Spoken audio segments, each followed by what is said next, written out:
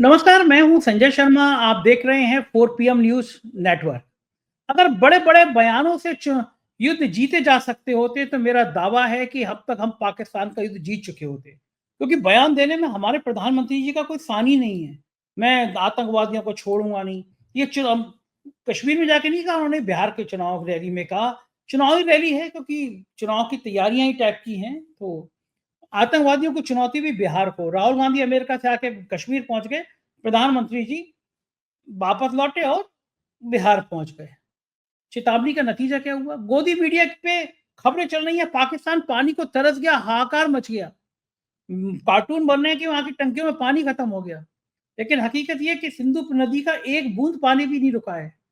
विशेषज्ञ कह रहे हैं पानी रुक भी नहीं पाएगा, हजारों करोड़ रुपए खर्च होंगे, बांध बनाने पड़ेंगे, 15-20 साल लग जाएंगे। देखिए, गोदी मीडिया आपको ये सब नहीं बताएगा। वो तो कहेगा कि प्रधानमंत्री ने कहा, बटन दब गया और सिंधु नदी का पानी रुक गया। अब अगर कोई आदमी ये सवाल पूछ रहा है कि जिस दिन हमला हुआ उस दिन घंटों 2 घंटे तक सिक्योरिटी कहाँ थी, फौज क्यों नहीं थी, पुलिस क्यों नहीं थी, तो कह दिया जाता है ये तो दुश्मन है भारत का। अगर उसका बयान पाकिस्तान की मीडिया कोट कर ले तो नेहा राठौर जैसा हश्र होगा। नेहा राठौर ने सवाल पूछे तो उन पे एफआईआर हो गई। और कहा गया कि साहब पाकिस्तान की मीडिया ने इसको ट्वीट कर दिया। पाकिस्तान में ये मीडिया में ट्वीट हो गया कि सवाल पूछ रहे हैं इसलिए साहब देश के खिलाफ मामला हो गया। अरे भक्तों, इस बात का भी जवाब दे दो कि नवाज शरीफ को हैप्पी बर्थडे कहने के लिए कौन अपना जहाज लेकर पाकिस्तान पहुंच गया था? राहुल गांधी, मनमोहन सिंह? किसने कहा था हैप्पी बर्थडे अम्मी जी, आपके बेटे को जन्मदिन मुबारक हो? कौन गया था? किसने आईएसआई के अफसरों को बुला के अपने एयरफोर्स के स्टेशनों का दौरा करा दिया था? पुलवामा में जो 350 किलो आरडीएक्स था, वो कहाँ से आया था आज तक नहीं पता। वो कर्नल देवेंद्र सिंह जो डिप्टी एसपी देवेंद्र सिंह पकड़ा गया था, वो कहाँ है किसी को नहीं पता। अब अगर मैं ये सवाल पूछ रहा हूँ, ये पाकिस्तान की मीडिया ट्वीट करेगा, तो लखनऊ के हजरतगंज थाने में मेरे खिलाफ भी एफआईआर हो जाएगी। क्या मैं ये सवाल ना पूछूं? मैं अपने देश की सरकार से सवाल ना पूछूं कि सुरक्षा में चूक क्यों हुई? कौन जिम्मेदार है 28 लोगों की मौत का? एक एफआईआर नहीं, 10 एफआईआर हो। सवाल है मीडिया का, पूछना तो पूछना चाहिए और पूछेंगे जरूर। हम गोदी मीडिया नहीं है। हमने अवैध दुबे से भी कहा देश में चल क्या रहा है।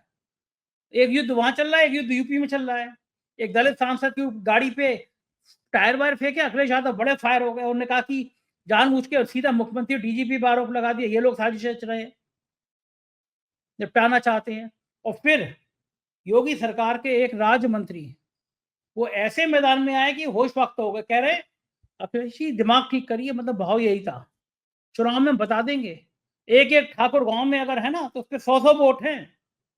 अब ये एक ठाकुर पे 100 वोट कहां से आ? मुझे मनोज झा ने जो पार्लियामेंट में किताब कविता पढ़ी थी वो याद आई, ठाकुर का हुआ। ये सामंतवादी सोच अभी भी योगी सरकार के मंत्रियों में है। अजीब स्थिति बनती जा रही है पिछड़े दलितों बराम छत्रियों के बीच में। तमाम बातें मैंने अभय दुबे जी से पूछी हैं, बहुत शानदार बातचीत है। ले चलता हूँ उनको, उनके पास। आपको आपसे रिक्वेस्ट है, उससे पहले चैनल को सब्सक्राइब करना और ज्वाइन करना ना भूले। चलते हैं अभय जी के पास। 4 पीएम न्यूज नेटवर्क में आपका स्वागत है अभय दुबे जी। क्या बयान वीरों के बयान से हम संतुष्ट हो जाएं? सिंधु नदी में जल समझौता था, हम उल्लंघन कर दे रहे हैं, हमने वो समझौता तोड़ दिया। गोदी मीडिया चिल्ला रहा है कि पाकिस्तान पानी पानी को तरस गया। कई मैंने चैनल देखे, पानी को तरस गया, पता चला कि सिंधु नदी का जितना पानी जा रहा है उसमें थोड़ी बढ़ोतरी हुई है, कम तो नहीं हुआ इसमें एक भी। टीवी चैनलों पर चल रहा है कि पानी की वजह से पाकिस्तान में हाहाकार मच गया। मैंने चेक किया, मैंने मालूम किया, पता चला 1 इंच पानी भी बंद नहीं हुआ। फिर टीवी चैनल चला था, आतंक का इतना बड़ा थप्पड़, ये है 56 इंच का सीना, आतंकियों के घर उड़ा दिए आईडी से। मैंने सोचा कि जब पता ही था कि आतंकियों के घर हैं, तो इंतजार क्यों कर रहे थे उड़ाने का? आतंकियों को ही पहले उड़ा देते।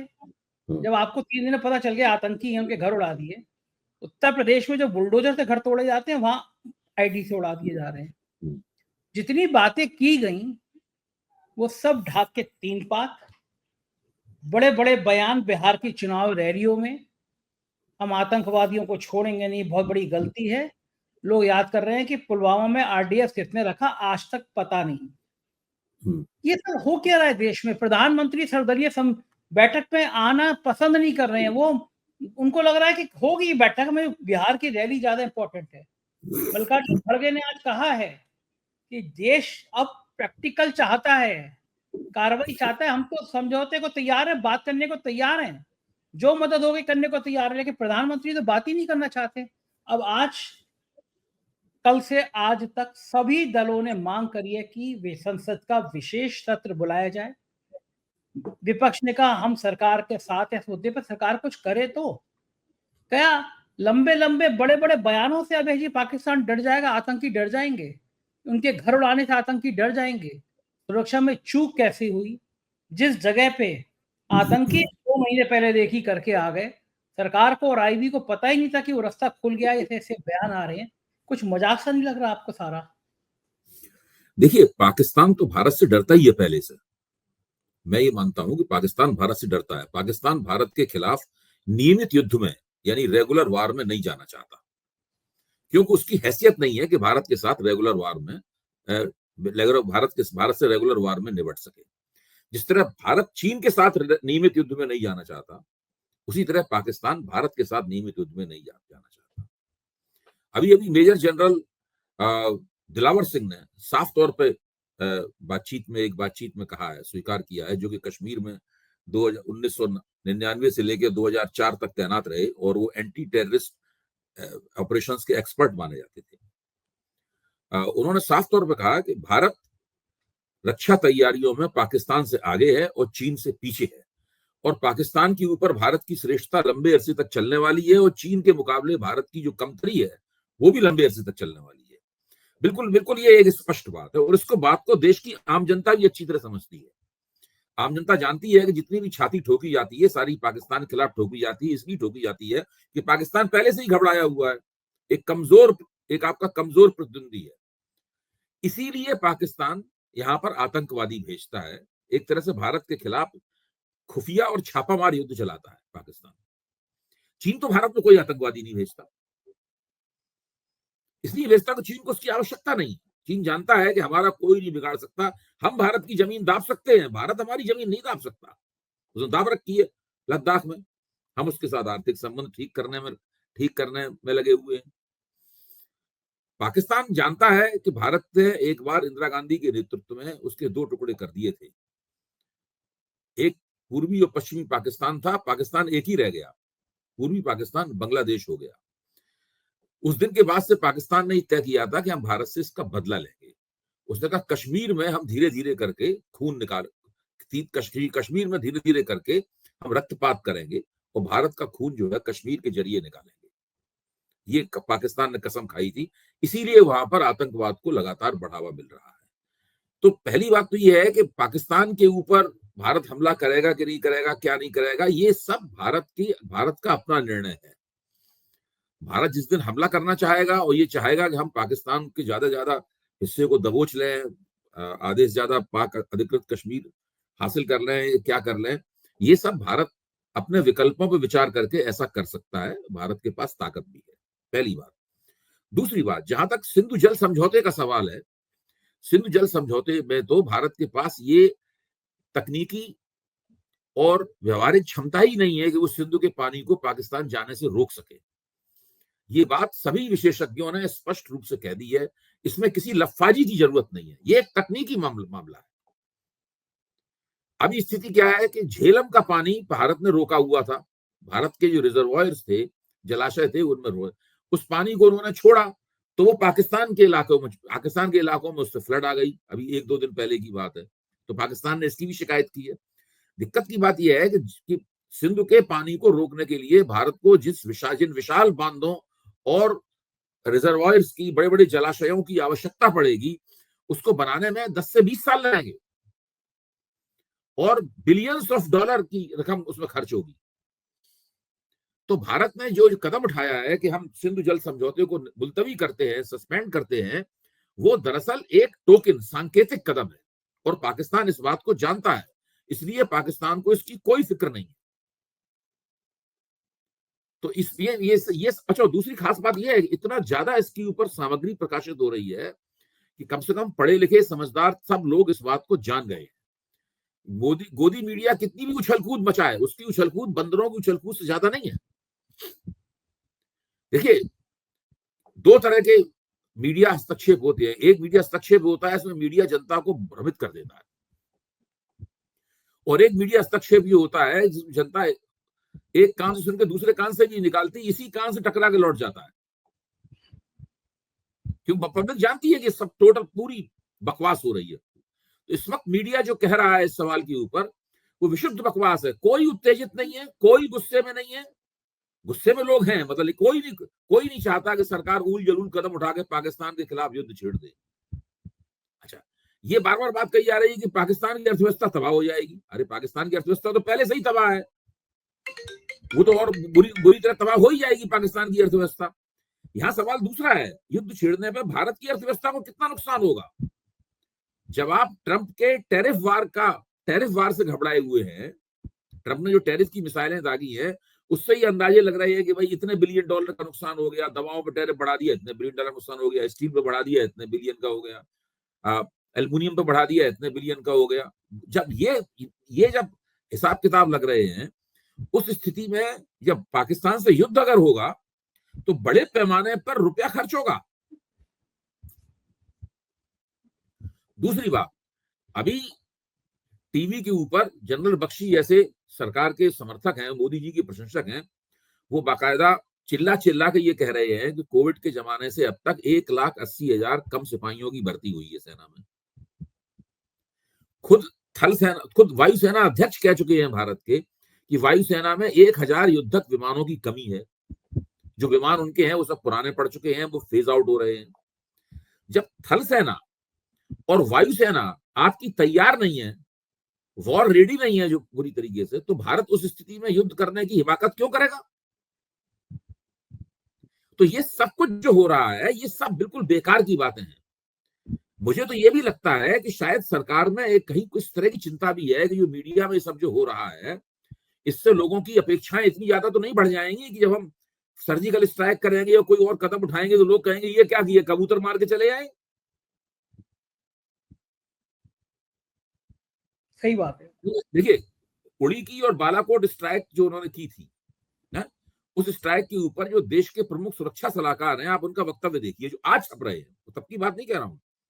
अजय साहनी से बड़ा देश में कोई सुरक्षा विशेषज्ञ नहीं है। वो एशियाई टेररिज्म पोर्टल के चेयरमैन है और जो कॉन्फ्लिक्ट स्टडी का इंस्टीट्यूट है उसके संस्थापक है। अभी इंडियन एक्सप्रेस में उनका लेख छपा था, ज्यादा नहीं, 3-4 दिन पहले की बात है, इसमें उन्होंने स्पष्ट रूप से कहा था कि जो पहले सर्जिकल स्ट्राइक हुई है उनके फौजी फलितार्थ संदिग्ध हैं, यानी सरकार को कुछ और करना पड़ेगा। ये सब लोग कह रहे हैं ये कि वो अगर काम जो पहले किया था वो किया तो कुछ ना मिलेगा, न राजनीतिक लाभ मिलेगा, न लोगों को संतोष होगा उससे। पाकिस्तान को दंडित कैसे किया जाए बिना अपने लिए दिक्कतें मोल लेने से बचते हुए पाकिस्तान को कैसे दंडित किया जाए, ये एक बहुत बड़ी पहेली है। सरकार को ये पहेली सुलझानी है। मीडिया इस पहेली को सुलझाने में बाधाएं डाल रहा है, मेरा कहना यह है।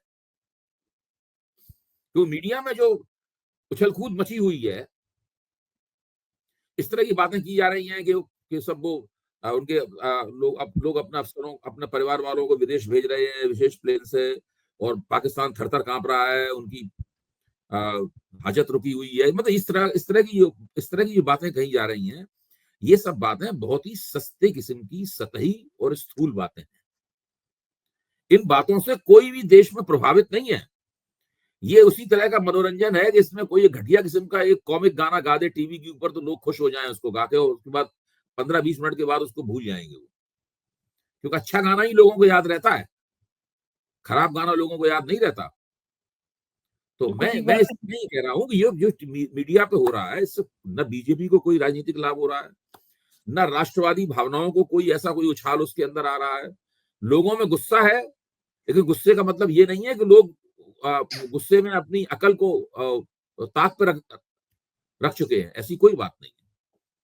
मीडिया उनको भ्रमित नहीं कर सकता, गुमराह नहीं कर सकता।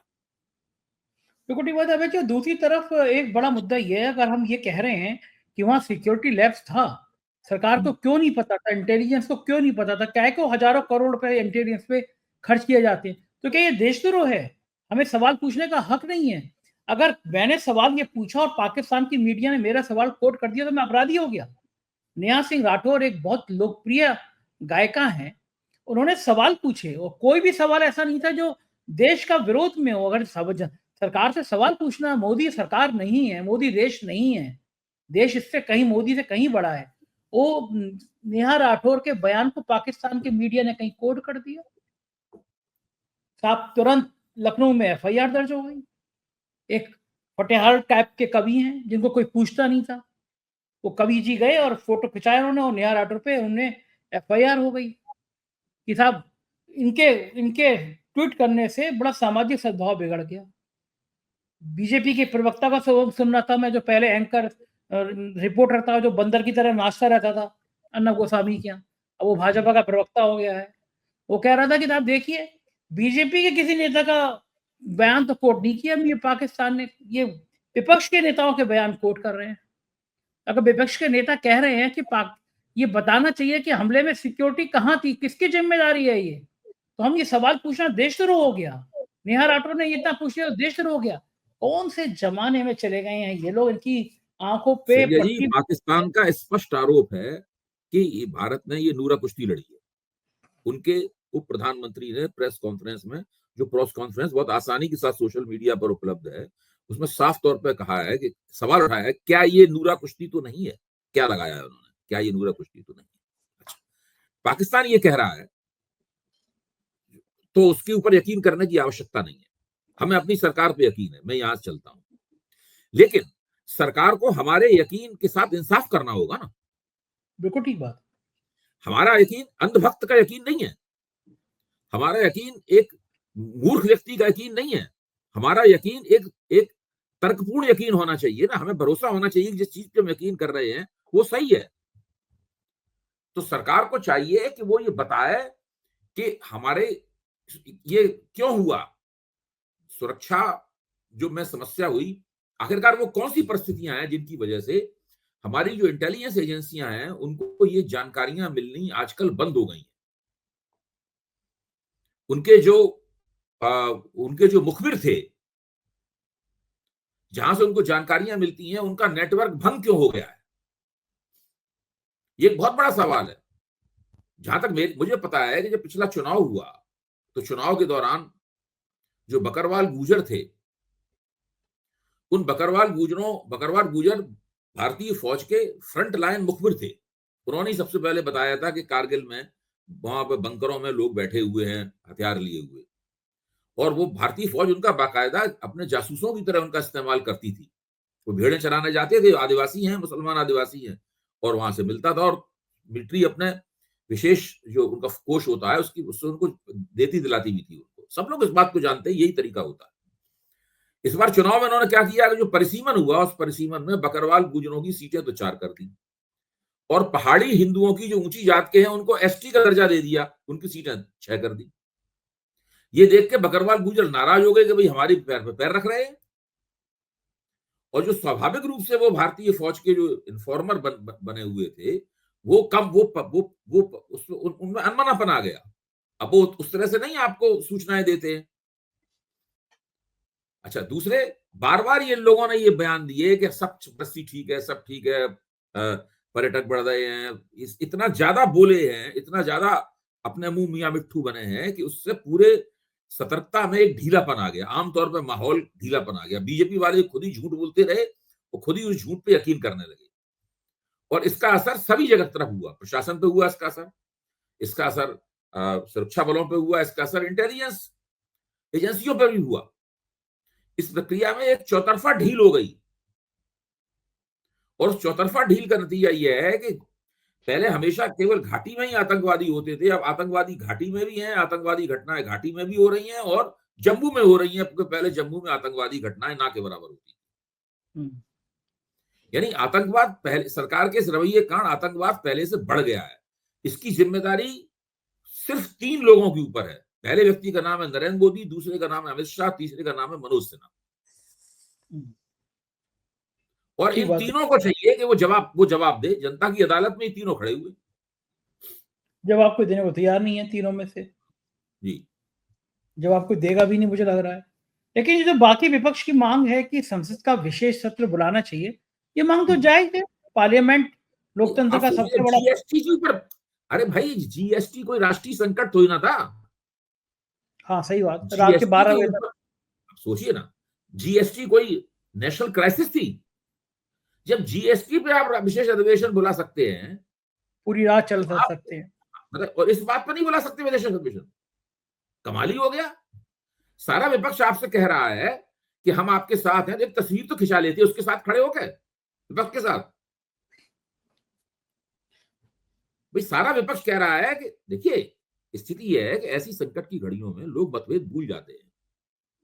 वो कहते हैं आइए नेताजी, आइए प्रधानमंत्री जी हमारा नेतृत्व कीजिए।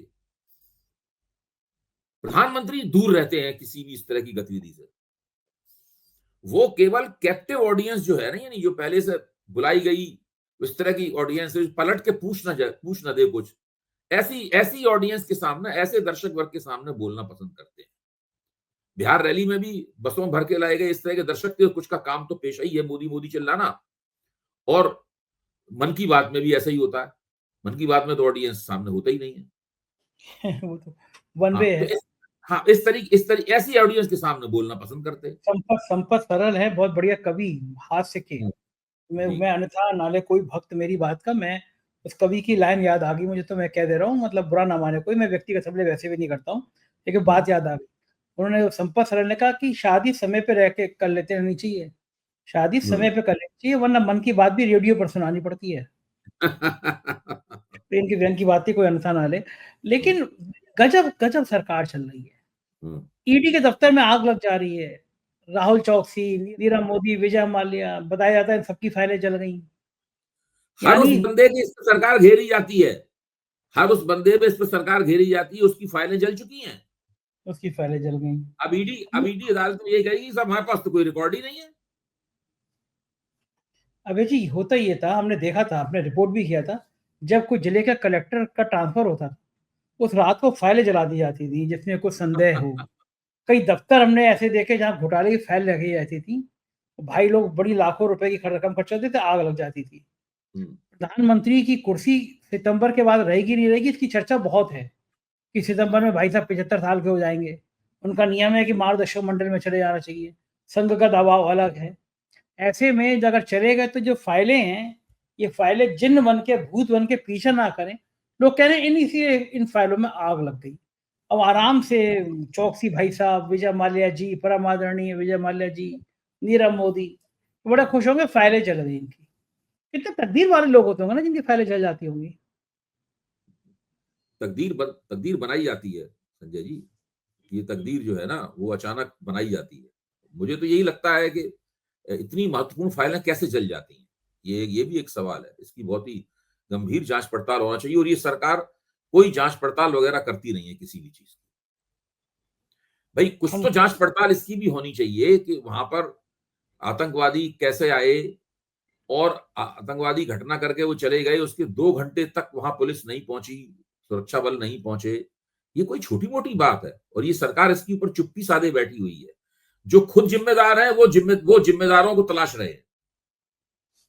समस्या ये खुद जिम्मेदार है सर, वो ढूंढ रहे हैं, वो बता रहे हैं जिम्मेदारी कहाँ फिक्स करें। पुलवामा में था ठीकरा फोड़ने के लिए दरवाजा ढूंढ रहे हैं ये लोग। पुलवामा में 300 साढ़े 300 किलो आरडीएक्स कहाँ से आया, वो तो आज तक पता चला नहीं।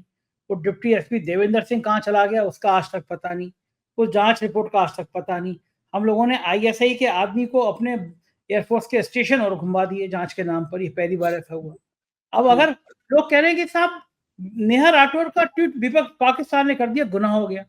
एक वीडियो वायरल हो रहा है, अनुराग ठाकुर पाकिस्तान के क्रिकेटर के संग बैठ के मैच देख रहे हैं, और फिर किस प्रधानमंत्री ने जहाज उतार दिया था अपना हैप्पी बर्थडे कहने के लिए नवाज शरीफ को, उनकी अम्मा को। क्या वो मनमोहन सिंह ने उतारा था? अपने परम आदरणीय विश्व गुरु 56 इंच वाले मोदी जी ने तो उतारा था जहाज हैप्पी बर्थडे कहने के लिए।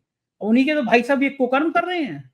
इन सवालों को अगर आपने पूछ लिया तो हो सकता है कल एफआईआर मुझ पे और आप पे भी हो जाए। एक जंग वहां पुलवामा में कश्मीर में हो रही है, और एक जंग उत्तर प्रदेश में हो रही है। एक दलित सांसद के ऊपर बाकायदा टायरों के टायर रखे गए थे, जलते हुए टायर फेंके गए गाड़ी पथराव करने के लिए। अखिलेश यादव ने प्रेस कॉन्फ्रेंस करी, कहा कि ये सरकार तो जो है वो सीधा सीधा आज बड़े गुस्से में थे, उन्होंने आरोप लगाया कि मुख्यमंत्री और डीजीपी ने मिलकर साजिश रची थी दलित सांसद के ऊपर, और उस पे योगी सरकार में दर्जा प्राप्त राज्य मंत्री हैं ठाकुर साहब, उनका तो गजब बयान आया। जैसे पहले कहा जाता था ना कि ठाकुर की चौखट, ठाकुर की कहानी मनोज झा ने एक बार पढ़ के सुना दी थी, एक बवाल मच गया था कविता, ठाकुर का कुआं। ठाकुर का कुआं। तो आज वो मंत्री जी कह रहे हैं कि अभी जानते नहीं हो अखिलेश जी, चुनाव आएगा तो बताएंगे, अगर 10 ठाकुर है ना गांव में तो 100 वोट हमारे पास में है। आप चुनौती देख रहे हैं, योगी सरकार का मिनिस्टर कह रहा है ठाकुरों के पास अटकना मत, ठाकुरों पे 10 ठाकुर है तो 100 वोट है, एक एक ठाकुर पे 100 वोट रखता है गांव में। ये मिनिस्टर प्रेस कॉन्फ्रेंस देखिए, में मैं बयान, राजपूत बिरादरी से क्षमा याचना के साथ कह रहा हूँ बात ये, मैं जो कुछ कहने जा रहा हूँ वो राजपूत बिरादरी के खिलाफ नहीं है, आप भी जो कह रहे हैं वो राजपूत बिरादरी के खिलाफ नहीं है। मेरा मानना है कि ये सब लोग राजपूत बिरादरी की प्रतिष्ठा को बहुत नुकसान पहुंचा रहे हैं, और ये बात राजपूत समाज के बुद्धिमान लोगों की समझ, बुद्धिमान और उदार लोगों की समझ में आ रही होगी। ये लोग बहुत नुकसान पहुंचा रहे हैं, क्योंकि इस तरह की बातें करना कि एक गांव में अगर 10 ठाकुर हैं तो समझ लीजिए हमारे पास 100 वोट हैं, ये दरअसल बताती है, ये बात बताती है कि आप कितना अपनी ही बिरादरी के कितने खिलाफ बोल रहे हैं। इसका क्या मतलब हुआ? इसका मतलब हुआ क्या वो जबरदस्ती वोट कैप्चर करके होता है? कैसे हो रहा है? मतलब ये सबका आप एक बिरादरी को कटघरे में खड़ा कर रहे हैं। इससे बुरी बात ठाकुर बिरादरी के लिए कोई हो नहीं सकती। योगी आदित्यनाथ और उनकी जो ठाकुरवादी राजनीति है, ये राजपूत बिरादरी के लिए एक बुरी खबर है। अबे जी अगर ये चलता रहा थोड़े दिन और, ऐसी ठाकुरों की चेतावनी चलती रही, तो भारतीय जनता पार्टी के भविष्य क्या होगा? तब भारतीय जनता पार्टी का भविष्य तो फिर अखिलेश जी के हाथ में चला जाएगा। फिर अखिलेश जी का पीडीए जो है ना वो मजबूती के साथ बन जाएगा, क्योंकि अगर आप यही सब करते रहे और उस पीडीए के साथ में कुछ गैर ठाकुर ऊंची जात की वोट भी जुड़ जाएंगे, पीडीए और भी शक्तिशाली हो जाएगा। क्योंकि ये सब जो घटनाएं हो रही हैं, ये घटनाएं अखिलेश जी का रास्ता साफ कर रही हैं। तो योगी आदित्यनाथ ऐसा क्यों होने दे रहे हैं? समझदार हैं वो भी, उनको पता तो होगा। भाई योगी आदित्यनाथ तो दो तरह के युद्ध लड़ रहे हैं ना असल में। एक तो युद्ध ये है कि वो केंद्र में भाजपा के आला कमान के खिलाफ भी लड़ रहे हैं, दूसरे वो सामाजिक न्याय की राजनीति के खिलाफ भी युद्ध लड़ रहे हैं। ये दो तरह के युद्ध लड़ रहे हैं। इन दो तरह के युद्धों में वो दोनों हाथों में उनकी तलवारें हैं। एक तलवार सामाजिक न्याय की राजनीति के खिलाफ चल रही है और एक मोदी और अमित शाह के खिलाफ चल रही है तलवार। उनका सीधा कहना है कि 2027 में जब चुनाव होगा तो बाकी सबके वोट, दलितों के और ओबीसी के वोट दिलाना ये अमित शाह का काम है। अमित शाह आए, अपनी जुगाड़ करें, अलायंसेस करें, गठजोड़ करें और वोट दिलवाएं। हम राजनीति इसी तरीके से करेंगे। सीधे सीधा उनका कहना ये है, अगर आपको चुनाव जीतना है तो जीतिए, नहीं जीतना हो तो भाड़ में जाइए। इन तेवरों के संग तो अमित शाह भी आके क्या कर लेंगे जब वो कहेंगे 10 ठाकुरों पे 100 कर रहे हैं ना। बीजेपी की सारी जमीन बिगड़ रही है। मैं ये मानता हूं कि बीजेपी की सारी जमीन बिगड़ रही है। आपको ध्यान होगा कि लोकसभा चुनाव से पहले वो बहुत बड़े बड़े बहुत ही ऐसे बयान देते थे, बड़े जहरीले किस्म के लगते थे। स्वामी प्रसाद मौर्य समाजवादी पार्टी में थे, लोग कहते थे इन बयानों का बड़ा नुकसान होगा, ये होगा वो होगा, सनातन एकता हो जाएगी। क्या हुआ? सनातन एकता तो स्वामी प्रसाद मौर्य ने जो बयान दिए, स्वामी प्रसाद मौर्य की पार्टी ही जीती। सनातनियों की कहां एकता हुई? सही बात है, बिल्कुल सही बात है। नुकसान हो गया, और इससे इस जातीय जो नफरत पैदा हो रही है, इससे शायद और ही ज्यादा नुकसान होगा। नहीं होना चाहिए, समाज के लिए ठीक भी नहीं है। बहुत बहुत शुक्रिया अभय जी, आपने हमें समय दिया। Thank you sir. ये थे अभय दुबे जी, और मुझको यकीन है ये बातचीत आपको पसंद आई होगी। चैनल को आपका प्यार चाहिए, आपका कमेंट चाहिए, जरूर करिएगा। शुक्रिया, थैंक यू।